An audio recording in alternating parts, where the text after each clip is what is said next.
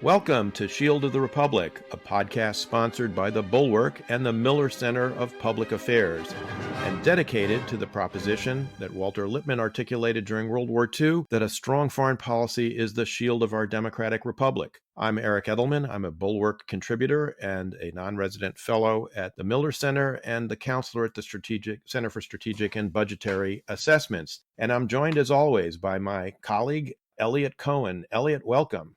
Great to be back. I'm Eliot Cohen. I'm a professor at Johns Hopkins SAIS and the chair in strategy at CSIS. I'm also a recovering dean. And our guest today is the wonderful Kori Schake. So let me, with your permission, Eric, introduce her. Please. Kori, who's a longstanding friend of ours and who cheers us up when we get glum about the state of the Republic, which is quite often, is the Director of Foreign and Defense Policy at the American Enterprise Institute. She's had a remarkable career. I think your first government job was as the NATO desk officer on the Joint Staff, if I'm not mistaken. That is true. Yeah.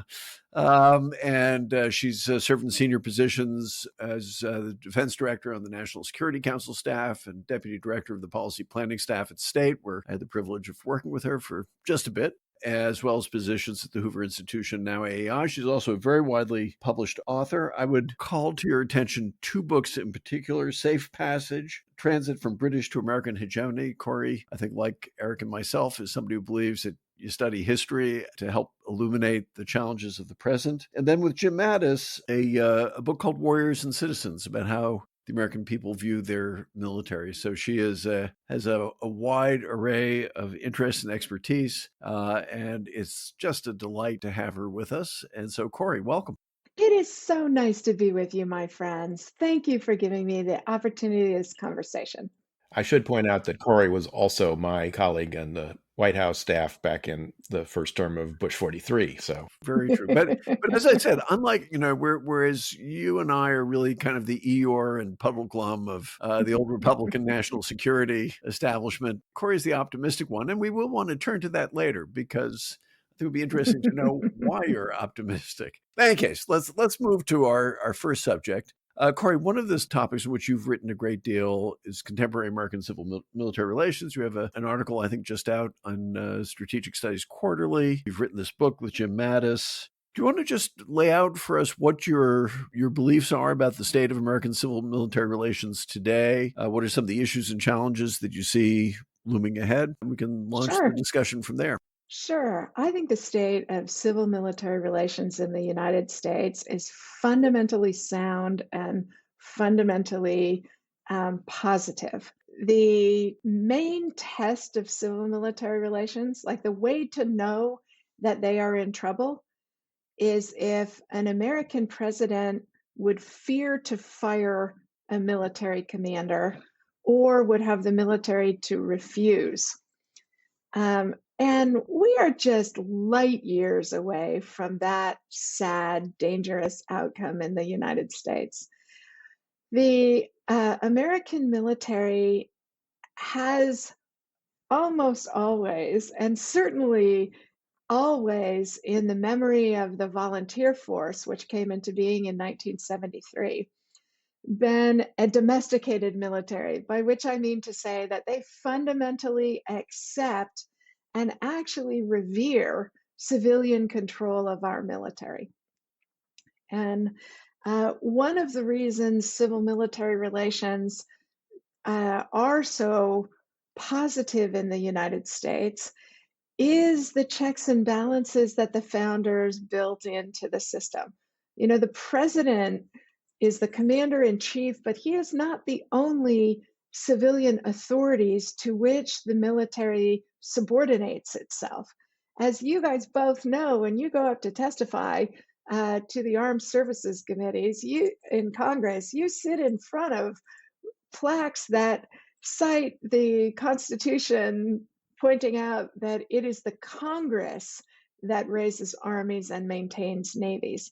And every senior officer, 2-star and above, has to put their little hand over their little heart when they go up for their confirmation hearings and promised the Congress that if they ever disagree with the president's policies, that they will inform the Congress of that.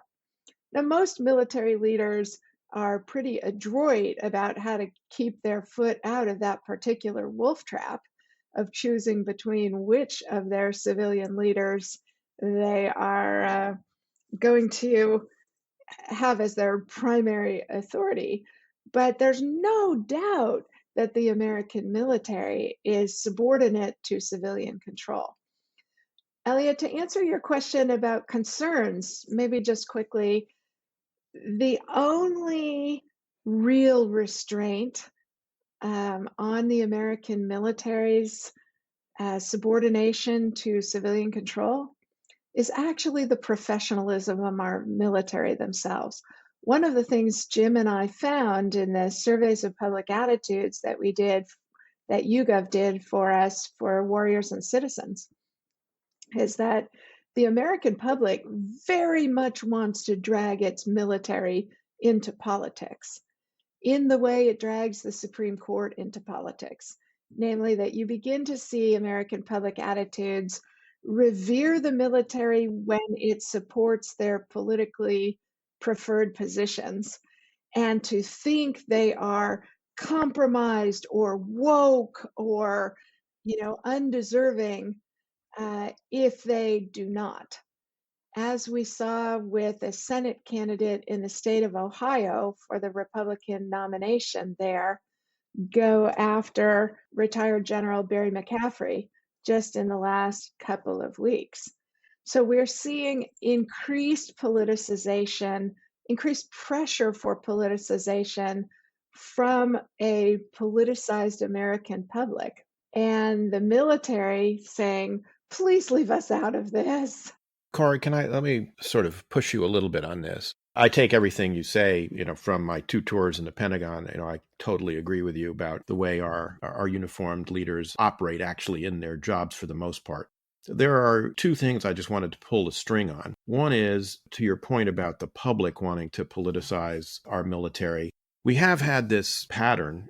I think it really goes back to 1992 and the Clinton campaign, at each political convention of the 2 parties trotting out flag officers, general and naval officers, to endorse the presidential candidate. Now, some of this, I think, it began, a little bit with Clinton needing some kind of military validation because of the crisis his campaign went through over his draft status and what it was, et cetera. But it's now become, sort of a quadrennial thing. At each convention, both sides troop out their general officers. And I think my own observation is this has led to, in successive administrations, deep suspicions among civilian leaders that the military is comprised of either Bush generals or Clinton generals or Bush generals or Obama generals or Trump generals, and that this kind of pendulum swing back and forth has had a terrible impact actually on civil-military relations.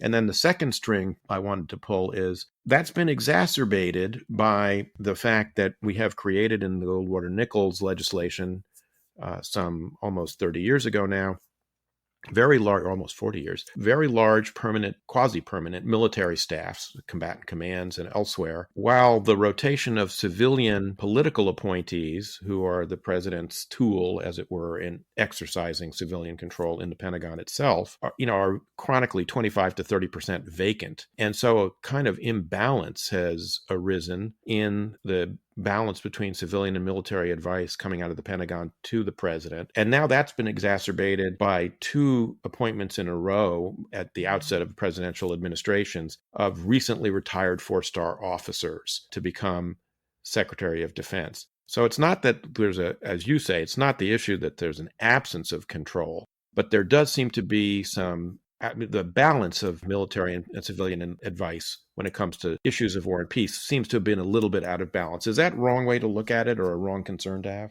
No, I don't think it's a wrong concern to have at all.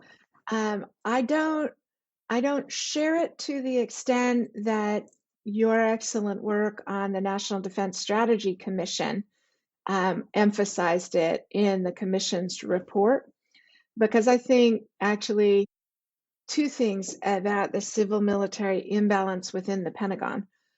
First, it is within the secretary's power to execute a rebalance. He could stop seeing his military advisors until after he'd heard from his civilian advisors. But secretaries have just chosen not to do those things. So it's in their power to do the rebalance, and I wish they would. Because the second thing is, I think the proper fix to the imbalance where it exists is not to restrict the functioning of the military or its influence in policy, but to strengthen the civilian. Because weakening the military down to the present weak state of the civilian advice makes us all worse off. But I agree with you that the appointment of two recently retired generals has basically disestablished the norm that we are better served by secretaries who have a breadth of civilian experience.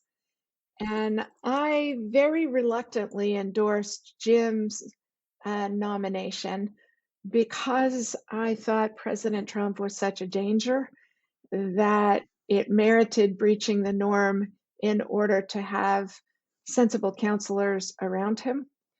And I opposed Secretary Austin's nomination because we have the good fortune that President Biden is not the threat to the Constitution that President Trump was. And therefore, I didn't think it merited destroying the norm. But I agree with you. I think the best secretaries of defense we have had are men who have been elected officials, men who have been lawyers, men who have business leaders, because we don't lack for general officer views in the Pentagon or general officer expertise in the Pentagon. But what makes for a successful secretary, think of the great Eliot Root. What made him so successful was he understood how to marry the defense concerns into high policy conversations, and how to persuade the legislature to support what was needed for the nation's defense. And I do think civilian expertise matters a lot more. But I will say that politicians are only going to stop hiding behind uniforms when it stops being politically valuable to them to do so. Completely agree with you. And I had exactly the same view of changing the law for Mattis and being dead set against Austin. I have to say, I don't think Austin in particular has been a phenomenal defense secretary. And although I have great regard for Jim Mattis as a military leader and as a human being, and I do think he was something of a break on some of Trump's worst instincts, he's not going to go down as one of the great secretaries of defense. You do want to have somebody who has civilian perspectives, a civilian outlook to be in charge of all those things. I guess I wanted to come back to something a little bit earlier that we had discussed, and that was the truly outrageous attack on Barry McCaffrey by J.D. Vance, the author of Hillbilly Elegy. Now, Barry McCaffrey was wounded multiple times in Vietnam. He commanded 24th Mechanized Division in the First Gulf War, and was a very, very capable commander. Had other very senior positions. And, if you look at JD, I think JD Vance is desperate, so he's lashing out. But if you look at, what is the tack that he takes, it opens up a subject that we should discuss, which is saying, look, as long as people like you have been in charge, we've been losing wars, and we don't want that anymore. And I'd like you to talk, if you would, about what do you think the impact of the terrible exit from Afghanistan, but also the fact that in general, we don't tend to think of Iraq and Afghanistan as being particular successes, has on civil military relations. Has it changed how civilians view military leadership? And does it have an effect on how the military views civilian leadership? Oh, I love those questions. And we actually have some data on them. So the findings were really distinctive in the surveys that we did of public attitudes for warriors and citizens. And it was such a nice reminder of the good judgment of the American people, because They don't hold the military responsible for losing wars. They hold the president responsible for losing wars. That is, at a fundamental level, the American public understands that strategy is set by the president. It's every American president in war has to determine how much of the nation's effort, economically, politically, socially, to commit to the war. No American president has ever committed 100%. The Continental Congress didn't during the Revolutionary War. Abraham Lincoln didn't during the Civil War, right? You didn't call up every young man in the country or every person in the country to fight the war. And the public gets that. And I think they didn't get that during the Vietnam War. And it is one of the things we can be grateful in our current age for having had the political and cultural experience of Vietnam to help the public appreciate that it's actually the political leadership who's responsible for winning and losing wars because they set strategy and resourcing for the wars. And I have been tracking pretty closely public attitudes about the military in the last several years. And they have, in the last 3 years, both in Gallup and in Reagan Defense Forum polling, you have seen a greater than 15% drop in public admiration for the American military. You didn't see those kind of drops during the Afghan war and the Iraq war, Eliot. So it wasn't losing those two wars that changed public attitudes. What it was partly the very visible role that high-ranking veterans played in the Obama and Trump administrations. Parenthetically, remember that President Obama appointed as many high-ranking veterans to visible cabinet and other posts as President Trump did. So it's partly a reaction, in particular, though, to the Trump appointments. It's partly a reaction to the very visible political role John Allen and Mike Flynn played at the political conventions in 2016. And it's partly a reaction to the growing politicization of issues like the role of women in the military and General Milley volunteering himself into the conversation about critical race theory in his congressional testimony.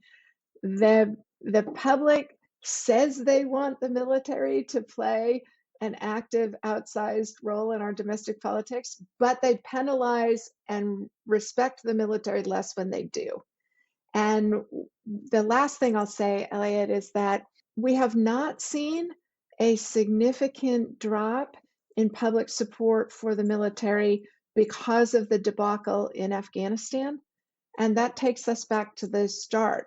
The public is punishing the Biden White House for it because they are holding the president responsible for those decisions, not the military. You know, that's a wonderful, I think, segue, Kori, into another issue we want to discuss with you, which is the role of President Biden as a wartime president now that we have a major war of aggression going on in Central Europe.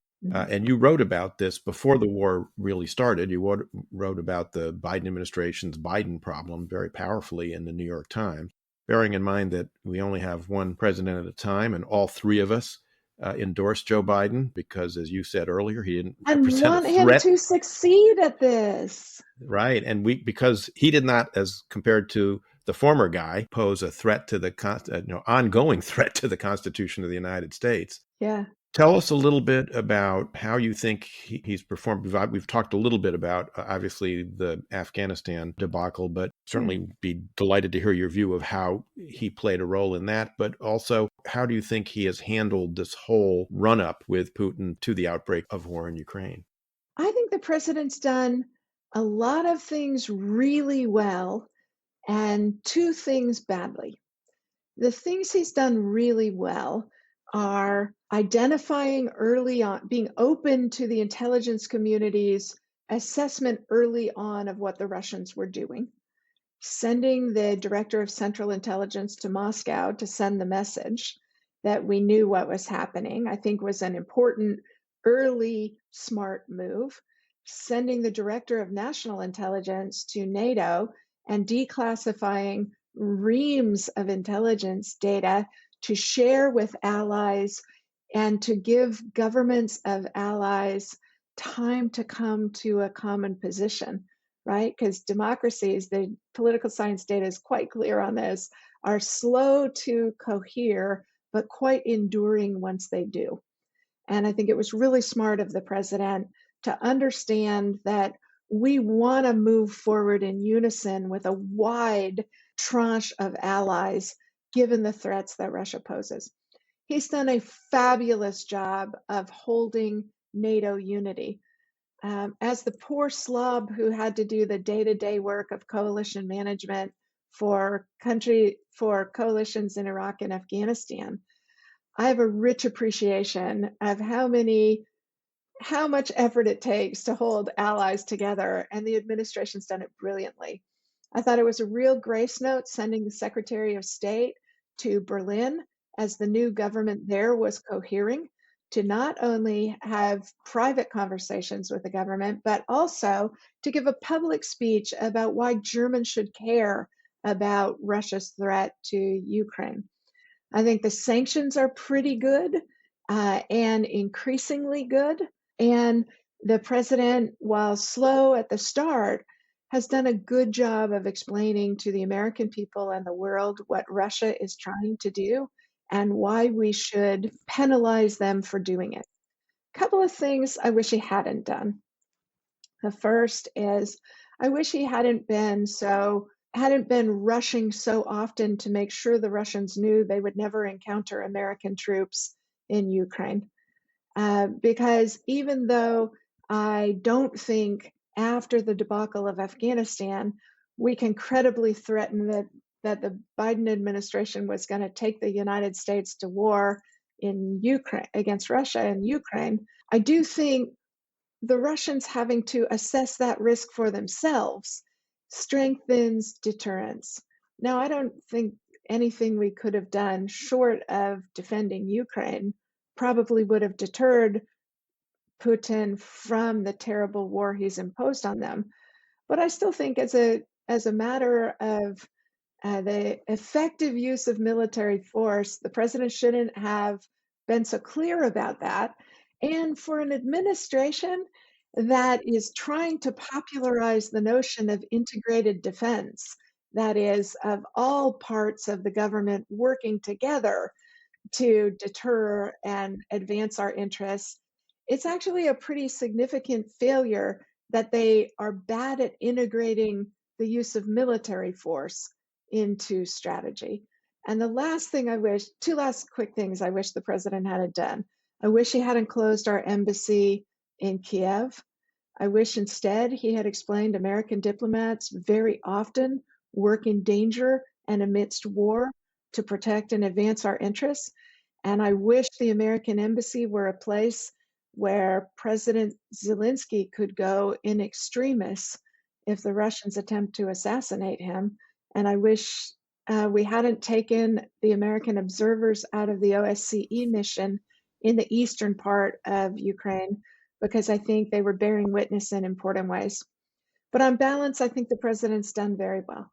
To that last point, I think that's a very important point. My guess is, from what I know of the State Department, and of course, Eric, you know it better than I do. I bet you the diplomats probably wanted to stay too, to be there on the ground, even if a little bit, even more than a little bit hazardous. There's a particular question about Ukraine. I think later on would like to discuss with you how this changes America's approach to the world. But I am curious, what would be your theory of victory for us in this confrontation with Russia? Is it that we arm the Ukrainians to the teeth and they defeat the Russians, or which seems a little bit implausible, or they cause so much damage and loss that Putin faces overwhelming domestic pressure, or indeed gets thrown out of power? What would you say our theory of victory should be? That's a really important question, Eliot. And first, I want to say how much I enjoyed your recent piece in the Atlantic about us overestimating Russian strength and Russian capability. The Russians had to resort to extraordinary brutality to subjugate Chechnya. In the couple of skirmishes they had with American forces in Syria, we braced them up pretty quickly. And they've only barely been able to hold on to Donetsk and Luhansk, and not even the entirety of the provinces. And what their threats to Ukraine have done, Vladimir Putin's the father of Ukrainian nationalism. He even managed to turn Russian speakers in Ukraine into national patriots. My theory of victory is that the Ukrainian military remains strong enough to continue fighting, that you get an insurgency, which it looks like the Ukrainians, God love them, have the stomach to fight, that it becomes to look like the Spanish Civil War, where you get irregular forces flowing in as freedom fighters to support the Ukrainians. We arm and train and economically supply them and wear the Russians down to the point where they have to withdraw ignominiously from Ukraine. And preferably, Eliot, I'd like your outcome of Putin getting the death of Stalin treatment. I have to say, I have been really impressed by the courage that Russians in 53 cities would turn out to protest their government when that is at minimum a jail sentence. I think we sometimes underestimate how much that society has changed, particularly, the middle class part of it, which I think has aspirations and values which are not along the lines of an old KGB operative. Kori, as I listened to you, though, I wanted to ask, I love your theory of victory. Nothing would make me happier than to see, Vladimir Putin have to pull out of Ukraine with his proverbial tail between his legs. And I think it would be the beginning of the end of his regime, frankly, just as the withdrawal from Afghanistan was in many ways a precursor to the collapse within a couple of years of Soviet power totally. But, you studied when you did your PhD, all three of us have PhDs with George Quester and Thomas Schelling. And you know about, competition and risk taking and the risk that leaves something to chance. I've been struck, and Eliot and I have, talked in other conversations about this, with Putin's quite open invocation of nuclear threats, something we haven't really heard much, of since 1991, certainly, and actually probably well before that. After all, it was Gorbachev and Reagan who jointly said that a nuclear war can't be won and should never be fought. And that was, almost 40 years ago, a little less, but closing in on it. I've been struck not just with that in this context, but I've been struck with it by the fact that he said back about 6 or 7 years ago, after he seized Crimea, that he actually thought about using nuclear weapons during the Crimea operation. Wow, I didn't know that. Yeah, he said it on a documentary on Russian TV. Wow. So he is very open to making these threats, and he's not the only Russian official who's done this. Rogozin has done it. The ambassador to Denmark has done it. What do you make of it? How seriously do you think we should take it? Is it bluff? Certainly there's a long history of Soviet bluffing going back to Khrushchev. But how seriously should we take this, and what do you think the response should be? I think we should take it very seriously. Putin is doing in Ukraine what he said he was going to do in Ukraine. And I don't think we should kid ourselves that he might actually be willing to risk a nuclear war with the United States in order to further his megalomaniacal vision of Greater Russia.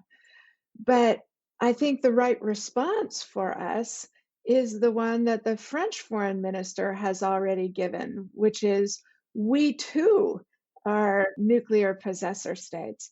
The criticism I made of the Biden administration about not integrating military force into its strategy is that we are telling the Russians over and over again that we are more fearful of the risks they are posing than they are.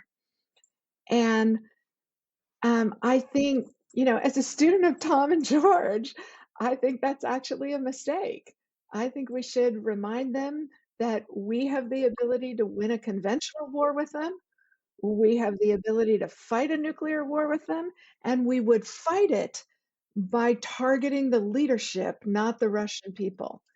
I think the right threat to use against the Russians is the same threat to use against the North Koreans, which is if you want to fight us, you will not survive it. Your country will, you will not. I think, Kori, you're right. And I think in particular the point about not signaling fearfulness. We're entering a different age where to signal that kind of thing is particularly perilous. We're running short on time, unfortunately. So I was wondering if I could take us in a slightly different direction before handing the con back to Eric. As I said at the outset, I mean, Eric and I are Eeyore and Puddleglum. We have a kind of a dark view of the world. We're all three of us were never Trumpers. I think Eric and I, well, I'll speak for myself. Eric can speak for himself. I feel very much like a homeless person politically. All three of us were very active in opposing Trump. And one of the things I'm quite proud of is that the then Republican foreign policy national security community in 2016 really took a lead in opposing Trump as a man who was very dangerous in a number of ways. And alas, I think we were proven to be right. But what distinguishes you is you're cheerful and optimistic.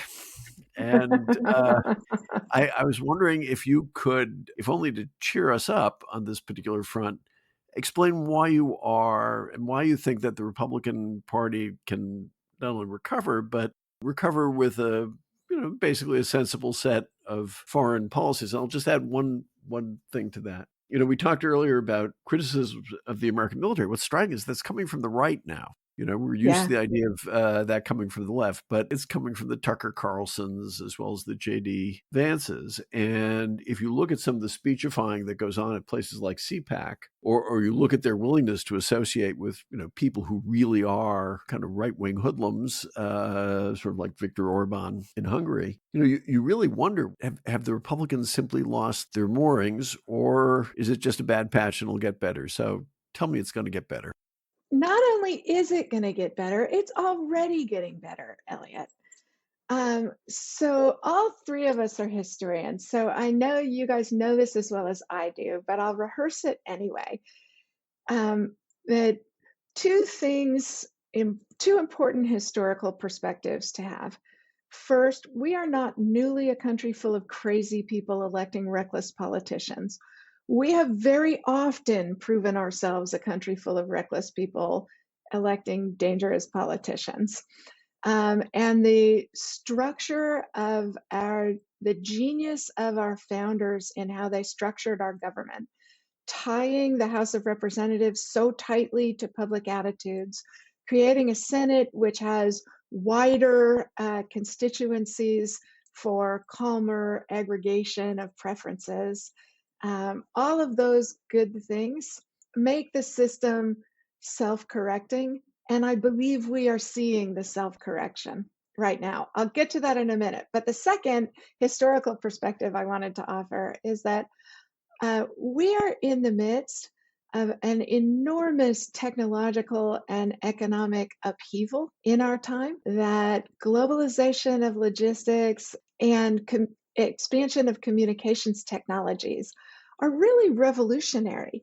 I mean, it's equivalent to the telegraph and railroads in the late 19th century, or the expansion by canals, maybe even the passing of the founding fathers generation and the emergence of these uneducated frontiersmen like Andrew Jackson and Abraham Lincoln, who transform American politics.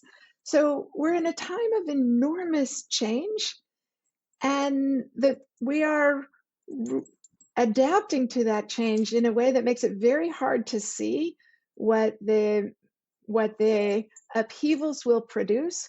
But in both of those previous times, maybe the 1960s are another example, I don't think the upheaval of our moment should cause us to doubt that we are actually finding our way through this.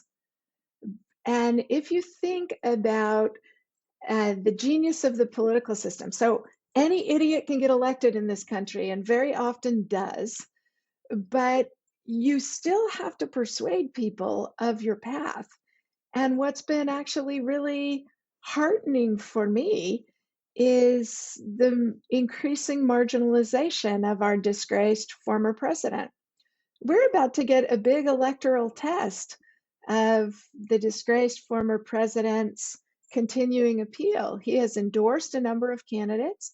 He has railed against the Republican leader in the Senate and several senators by name, all of whom are likely to continue to be elected irrespective of his opposition. And he's endorsed some candidates, like, for example, Eric Greitens for Senate in Missouri, that are likely to imperil Republican control of the Senate if it were in reach. I think you begin to see the formation of groups like Heath Mayo's principled conservative groups, Principles First Conservatism group, and other civil society activism. Americans have realized what a threat the Trump movement is, and you're seeing the end game of it being played out. So I am actually quite optimistic that things are going in positive directions, and that the reason they're going in positive directions are, as Peggy Noonan famously wrote, the American public doesn't like the smell of sulfur. Well, that makes me feel somewhat better, but the problem is going to be when it's just me and Eric on the show. I'll go back to being a pessimist again. So. Yes, thank you, Kori, for bringing that little flicker of light to this otherwise extremely dark place that is Shield of the Republic. You're welcome for my service.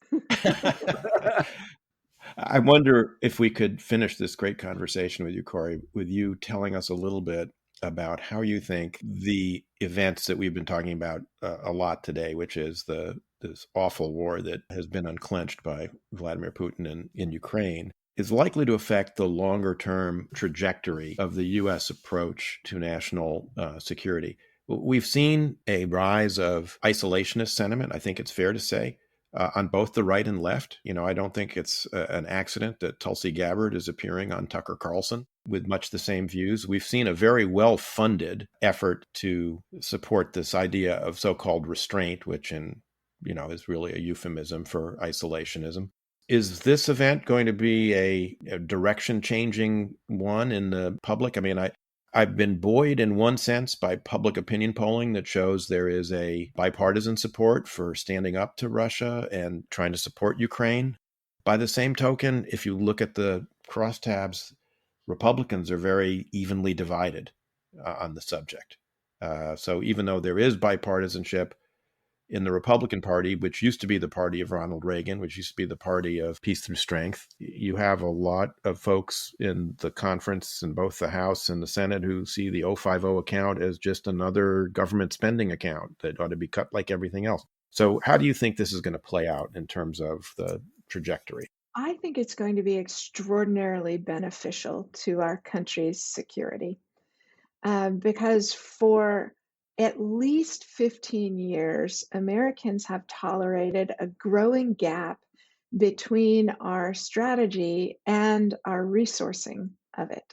We have a strategy that requires us to actually be able to deter and defend our interests simultaneously in two completely disconnected parts of the world, right? That is our strategy. And yet, our force planning construct has not embraced that requirement since what, 1996 or 7? Eric and Eliot, you guys know this better than I. And we are underfunding our defense by substantial margins. And that's even before the Biden administration starts stuffing climate change and other priorities into defense to distract from our ability to fight and win wars. Not to mention inflation. Not to mention inflation. Yes, exactly. My personal view is that defense spending should be at least 5% of GDP, so at least $1 trillion now, given the threats we face in the world. And I actually think I'm winning the argument. Here's the supporting data. The first, 53% of Americans are willing to go to war against China to defend Taiwan. And that tells you that's a huge sea change. That tells you the isolationists are losing the argument. That tells you the American public has very good judgment about growing threats that we are facing in the international order. Second, the Biden administration tried to claim they submitted essentially the Trump defense budget, but better because it was focused on research and development. And yet, the Congress, on a bipartisan basis, added $27 billion to the top line. And I wouldn't be surprised to see a supplemental defense spending request be coming in. But I should say the best thing the Congress could do is actually pass the budget on time. It costs the Defense Department, Elaine McCusker from my Foreign and Defense team at AEI, assesses that it costs the Pentagon almost $100 million a day in lost buying power that the Congress doesn't pass the budget. And so we need to rebuild Congress's sense of its authority. And I believe, again, some supporting data, 40 some members of Congress on a bipartisan basis sent a letter to the president saying that only the Congress should be able to authorize American troops going to Ukraine. Now, Congress asserting its authorities is good for us. And so I'm glad to see them do that, even though I think that's not a subject on which they need to assert their authority at the moment. So I actually do think that Americans have a really high tolerance for seeing the world as it is and making sensible choices about preserving our security and our prosperity.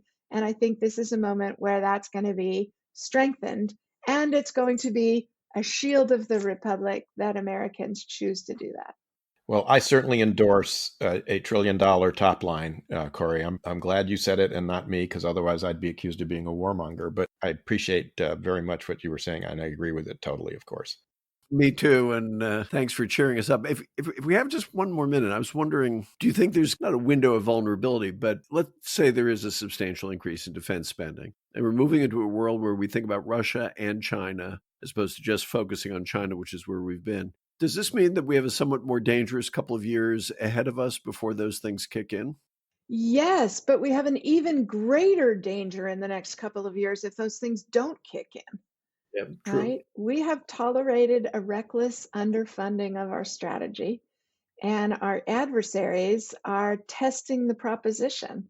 And so we need to square our shoulders, think about effective ways to navigate that window of vulnerability, better political warfare. For example, I seem to recall a counselor to the Secretary of State arguing that in the Bush administration, Eliot Cohen. Yes, I guess I recall that too.